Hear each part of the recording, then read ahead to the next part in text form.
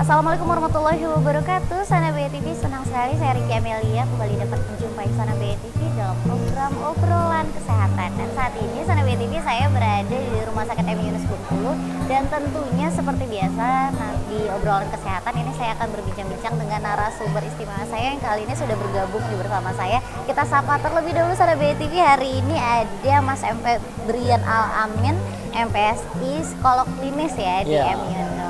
Halo Mas, Halo.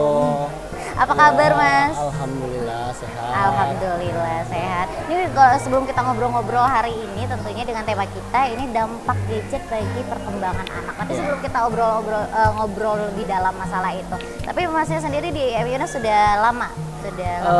Saya di M Yunus kebetulan masih baru ya. Saya di sini mulai dari Januari. Tahun 2023 ini sebagai tenaga psikolog klinis di sini. Ya, terhitung sudah berapa bulan lagi lah ya berjalan di sini. Nah baik, ini kita ngobrol-ngobrol juga nih Sada BTV tadi mungkin sudah disampaikan ya di awal bahwasanya memang tema kita hari ini adalah dampak gadget bagi pertumbuhan anak. Ya seperti yang kita tahu bahwa perkembangan teknologi zaman sekarang ini tidak bisa dihindari lagi, pasti ada dampak positif dan negatifnya juga, termasuk juga untuk perkembangan anak ya. Seperti yang kita tahu nih sekarang, apalagi untuk mama-mama muda yang sering sekali nih memberikan handphone ya atau memberikan gadget ke anaknya. Nah sebenarnya ada dampak positif dan negatif pastinya. Nah, kalau dari sudut pandang psikolog sendiri seperti apa sih? Ya memang apalagi di zaman sekarang ya, kita hidup dengan serba instan ya. Dan di era sekarang itu dinamakan dengan generasi alpha. Nah, generasi alpha ini memang berdampingan atau mereka tumbuh dengan era gadget ya. Jadi dengan era sosial media dan media komunikasi yang sangat-sangat mudah diakses. Nah, memang banyak sekali dampaknya ya. Memang ada dampak positif dan dampak negatif. Tetapi yang lebih condong pada saat ini adalah dampak negatifnya. Kita kembali ke dampak positif ya. Memang dampak positifnya gadget ini mempermudah semua pekerjaan kita. Misalnya dari media berkomunikasi, kemudian bagaimana orang tua untuk mengajarkan anaknya pun bisa lewat gadget ya, nggak perlu keluar rumah sekarang. Tetapi hal itu juga bisa berdampak negatif bagi anaknya, karena di zaman sekarang ini trennya orang tua itu adalah electronical parenting. Ya, jadi mengasuh anak dengan elektronik. Padahal anak dengan usia yang masih kecil ya, khususnya balita, itu sangat memerlukan stimulus orang tuanya. Nah, mereka harus berinteraksi, kemudian mereka harus mendengarkan suara, mengenali ekspresi yang sebenarnya tidak didapatkan ketika anak bermain gadget. Sehingga menyebabkan pertumbuhan anak tersebut terhambat ya, dan banyak gangguan pada pertumbuhan anak. Nah mungkin ini banyak juga, mungkin saya pernah dengar juga nih Mas, bahwasanya ini anak-anak yang sering sekali diberikan gadget, ini juga pertumbuhannya tadi seperti itu ya terhambat. Nah ada yang juga mungkin terlambat bicara seperti itu. Nah padahal tapi ada juga anak-anak yang justru karena sering dikasih gadget, ini justru perkembangannya juga jadi lebih baik. Nah ini seperti apa? Ya, memang ada juga anak yang diasuh dengan gadget itu berkembang lebih baik. Misalnya anak-anak yang dari usia dini ya dikasih gadget, kemudian di dalam gadget itu ada bahasa-bahasa asing, misalnya bahasa Inggris ya, sehingga anak sekarang misalnya lebih cepat untuk belajar bahasa. Tetapi di sisi lain ya, anak-anak yang tumbuh dengan gadget tersebut, mereka memiliki keterlambatan dalam hal emosional biasanya. Nah, sebelum emosional memang ada dampak fisiknya juga. Karena ketika anak bermain gadget, apalagi durasi yang lama, itu akan menyebabkan sinar radiasinya mengganggu matanya. Jadi ya ada, apalagi anak-anak sekarang ya, banyak anak-anak kecil sekarang yang sudah memakai kacamata tebal tuh. Padahal di zaman kita sebelum zaman gadget, itu sedikit sekali kasus anak-anak yang mengalami gangguan mata. Nah itu secara fisik. Kemudian secara motorik ya, apalagi motorik halusnya ya, anak-anak yang cenderung bermain gadget lebih dari 60 menit sehari, itu biasanya motorik halusnya sedikit terganggu. Misalnya kemampuan menulisnya yang kurang, kemudian kemampuan membacanya yang sedikit terlambat, dan juga anak-anak tersebut memiliki ciri khas yang menjadi cuek karena terlalu fokus dengan gadgetnya. Jadi interaksi lingkungannya itu menjadi kurang bersahabat dengan yang lain. Jadi seperti itu. Kalau dari segi emosionalnya seperti apa? Kalau dari segi emosionalnya nih, kebetulan beberapa waktu lalu saya ada kasus nih. Jadi ketika anak tersebut dibawa oleh ibunya ya, ibunya bermaksud untuk memeriksakan IQ anaknya. Nah, ketika saya tanya siapa namanya gitu kan, anaknya bermain gadget tuh. Nah, ibunya langsung tarik tuh, adek jangan main gadget dulu. Kemudian ditarik handphonenya, anaknya malah tantrum, marah, malah memukul ibunya. Jadi semakin sering anak bermain gadget di usia dini, semakin besar kemungkinan gangguan emosionalnya, sehingga menyebabkan mereka tidak terkontrol emosionalnya dan nanti dampaknya ke perilaku. Oke, jadi ini terkait dengan emosionalnya juga sangat berpengaruh ya, seperti itu. Baik. Nah, tentunya ini juga menjadi garis besar nih sebenarnya untuk Sana BTV terkait dengan perkembangan anak yang sangat berpengaruh juga terhadap era sekarang inilah ya, dengan gadget sendiri. Mas, tapi kalau misalkan nih, saya juga pernah bilang kalau misalkan ini anak-anak yang diberikan gadget ini dengan rentan usia tertentu ya, mungkin di bawah 2 tahun seperti itu. Ini perkembangan syarafnya juga akan berpengaruh. Ya, bahkan ada penelitian neuroscience dari Jepang ya, yang menyebutkan bahwa anak di bawah usia tahun yang bermain gadget lebih dari 60 menit sehari itu menyebabkan otak kelabunya ini semakin besar. Otak kelabu itu otak depan, dan itu mempengaruhi IQ-nya atau intelektualnya. Jadi semakin sering anak bermain gadget di bawah usia tahun atau diberikan gadget ya, sehingga menyebabkan terganggunya fungsi otak yang nantinya dampaknya kepada intelektualnya. Jadi anak lebih sulit untuk belajar dan juga rata-rata nanti dampaknya IQ-nya bisa rendah gitu ya. Jadi seperti itu. Oke, kalau misalkan anak tantrum itu juga berpengaruh atau tidak dengan penggunaan gadget? Tapi mungkin nanti bisa dijawab nanti ya, kita rehat dulu sejenak. Untuk Sana BTV jangan kemana-mana, kami akan segera kembali setelah pesan-pesan berikut ini.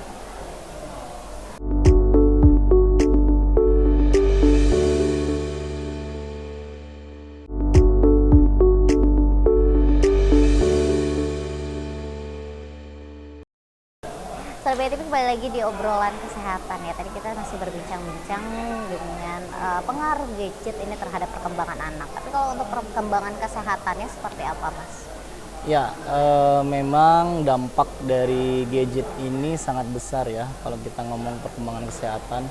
Yang pertama tadi sudah saya sebutkan ya, dari sisi fisik ya, ketika anak di bawah usia 5 tahun misalnya, dan menggunakan gadget dengan intensitas tinggi, yang jelas pertama pasti adanya kecenderungan gangguan mata nanti ya.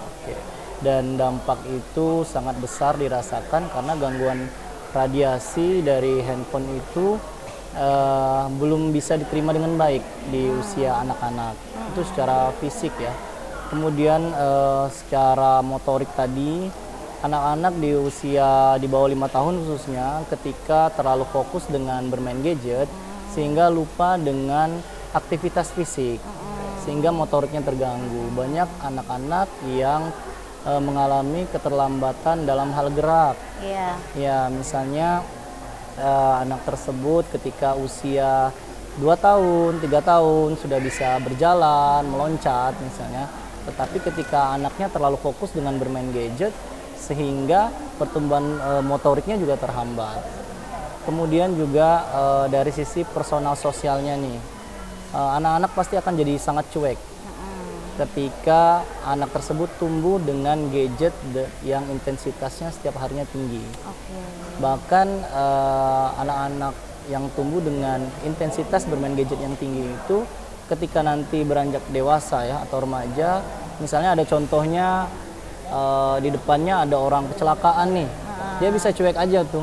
Dia bisa main handphone aja, jadi empatinya sangat kurang ya. Dan ini juga berdampak pada perilaku bullying. Jadi ketika anak-anak tersebut tidak tumbuh dengan belajar secara emosional, dia tidak merasakan bahwa ada suatu hal perasaan yang harus dirasakan ketika sebuah kejadian berlangsung. Misalnya ada bullying, dia cuek aja. Ada temannya yang diusilin tuh, ditendangin, dia cuek aja, atau bahkan dia menjadi pelakunya. Seperti gitu. Jadi sangat-sangat banyak sekali dampaknya. Mas, tapi kalau untuk kasus speech delay seperti apa? Ini berpengaruh juga tidak? Iya. Bisa terpengaruh juga karena penggunaan gadget juga atau tidak? Ya, speech delay juga sangat banyak ya kasusnya, anak-anak yang terlalu banyak bermain gadget. Itu dia kan terlalu fokus dengan yang namanya layar yang dia tonton ya, sehingga tidak ada interaksi dua arah gitu ya. Interaksinya hanya satu arah. Memang orang tua sekarang yang menerapkan electronical parenting menganggap bahwa anak tersebut anak yang nurut. Ketika dimainkan handphone kan anaknya nggak mengganggu nih, fokus melihat handphone, tetapi dia nggak belajar bagaimana cara berkomunikasi, sehingga mengalami kurangnya stimulus yang menyebabkan anak-anak tersebut terlambat untuk berbicara pada yang seharusnya di usianya yang bisa berbicara. Jadi benar-benar berpengaruh ya. Oh, berpengaruh ya. Jadi si anak yang kurang responsif tadi juga berpengaruh terhadap penggunaan gadget juga ya. Betul, betul. Nah, kalau misalkan tantrum, anak tantrum seperti apa nih? Kalau tantrum ya, Pengaruh gadget. anak tantrum tadi itu sebenarnya tantrum itu kan gangguan emosionalnya ya. Anak-anak yang dibawa khususnya balita ya pasti memiliki perilaku tantrum, tetapi dalam taraf yang seperti apa. Nah, anak-anak yang tumbuh dengan gadget yang tinggi, yang penggunaan gadget yang lama, pasti akan mempengaruhi emosionalnya, sehingga tantrumnya juga tinggi. Karena orang tua menerapkan bahwa handphone itu adalah milik atau dunianya, sehingga ketika gadgetnya diambil, dia akan berontak. Dan dia sudah menemukan kenyamanan pada gadgetnya.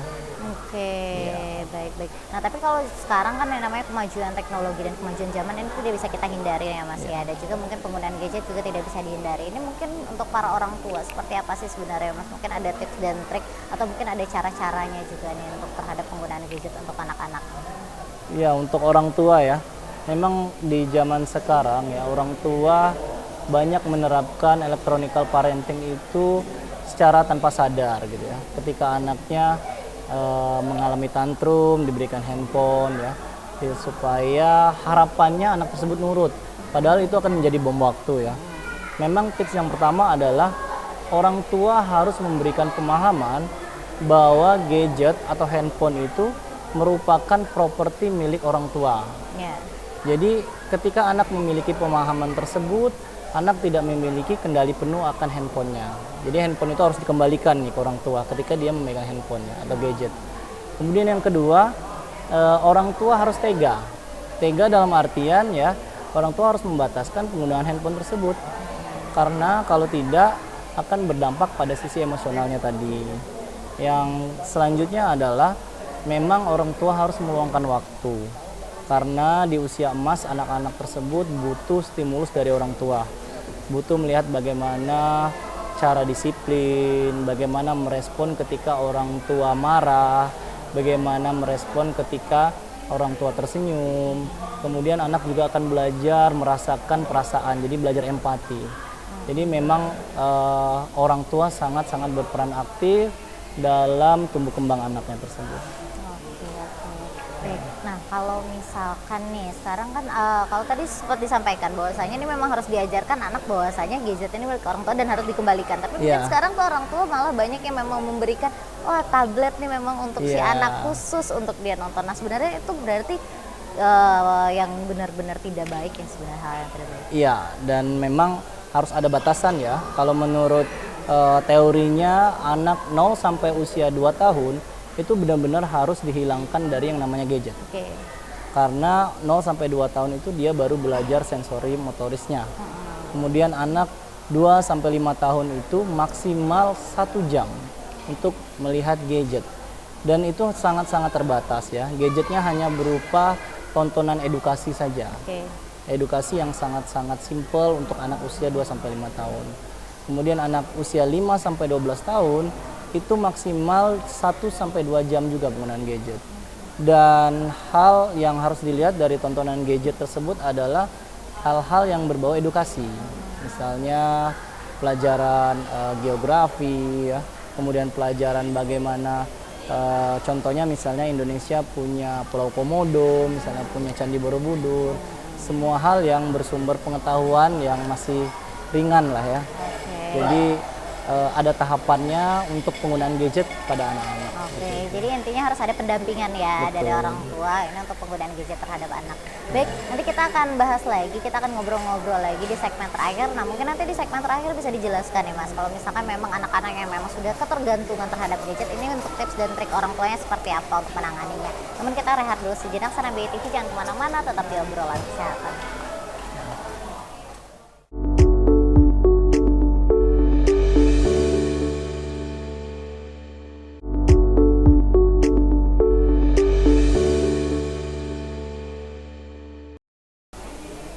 Sahabat TV kembali lagi di obrolan kesehatan ya, masih bersama saya Ricky Amelia dan juga masih bersama dengan Ustaz Julian. Ini adalah psikolog klinis di Rumah Sakit TMI Yunus. Tadi kita sudah banyak berbincang-bincang nih bagaimana pengaruh gadget ini terhadap perkembangan anak dari mungkin kesehatan, juga emosional seperti itu. Nah, tapi kalau misalkan nih Mas, sekarang kan memang sudah banyak sekali ya dan juga tidak bisa dihindari lagi nih, banyak sudah anak-anak yang memang sangat ketergantungan terhadap gadget. Mungkin ada tips dan trik juga deh untuk para orang tua. Ya.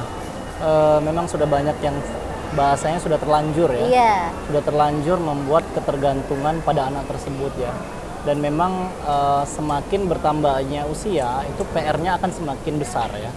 Nah, hal ini disesuaikan dengan usia anaknya juga ya. Dan memang tips yang paling atau first step yang harus dilakukan adalah memberi sebuah batasan yang jelas terhadap anak tersebut ya. Jadi batasannya seperti apa, penggunaan gadgetnya seperti apa. Tetapi sebelum memberikan batasan, orang tua juga harus memberikan itu tadi ya, apa namanya, sebuah mindset bahwa gadget ini bukan milik anak tersebut. Gadget itu adalah milik orang tua. Nah, itu yang pertama kali. Nah, ketika anak tersebut sudah memiliki pemikiran bahwa gadget itu milik orang tua, dan ketika orang tua meminta gadget itu harus disepakati dan dikembalikan oleh anaknya. Itu yang pertama. Tapi kan sudah terlanjur nih, sudah susah gitu kan. Ya memang ketika intensitasnya sudah semakin lama akan semakin susah ya. Tetapi ketika tidak dilakukan dari sekarang, maka nanti akan menjadi bom waktu yang lebih besar lagi. Memang step pertamanya orang tua harus tegas dulu untuk memberikan statement seperti itu. Kemudian yang selanjutnya adalah orang tua yang benar-benar harus meluangkan waktu ketika di rumah. Batasi pekerjaan ketika di rumah. Karena ketika di rumah biasanya ini orang tua yang workaholic nih ya. Atau misalnya yang banyak kegiatan di rumah ya. Membawa sebuah pekerjaan di rumah. Kemudian nggak mau diganggu nih sama anaknya. Secara tidak sadar memberikan anak tersebut gadget. Nah, itu yang harus dirubah juga pola pikir orang tuanya, bahwa ketika di rumah harus dibatasi juga sebuah hal pekerjaan dan waktu untuk bermain dengan anak. Nah, ketika di rumah, batasi pekerjaan di rumah, luangkan waktu dengan anak, dan juga jangan terlalu sering bermain handphone, atau saya sarankan tidak sama sekali bermain handphone ketika kumpul dengan anak maupun dengan keluarga. Iya, karena si anaknya niru ya. Iya, modeling ya, sangat-sangat meniru orang tuanya. Oke, Mas, tapi kalau misalkan memang anak yang sudah ketergantungan banget nih terhadap gadget, jadi mungkin emosionalnya juga sudah terganggu, jadi lebih gampang atau lebih sering marah-marah, atau mungkin seperti yang tadi disampaikan, ini tidak responsif terhadap lingkungannya juga.